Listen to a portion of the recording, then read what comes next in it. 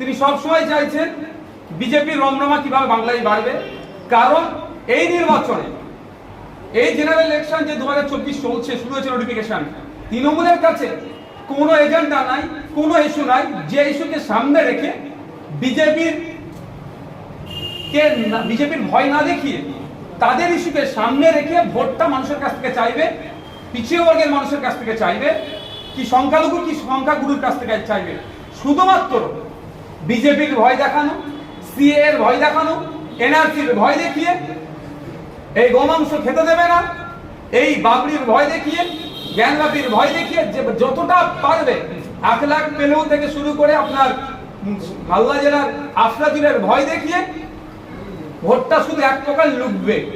এই জায়গায় এই ভোট লুটাটা আইএসএফ বন্ধ করতে এসেছে। সেই জন্য জঙ্গলমহল থেকে শুরু করে আগামী দিনে দেখবেন মতুয়াদের মধ্য থেকে আমাদের প্রার্থী হচ্ছে, এসসি কমিউনিটি থেকে হচ্ছে, আপার কাস্ট থেকে হচ্ছে, মাইনরিটি কমিউনিটি থেকে হচ্ছে, সবার মিশ্রণে আইএসএফ তৈরি হচ্ছে।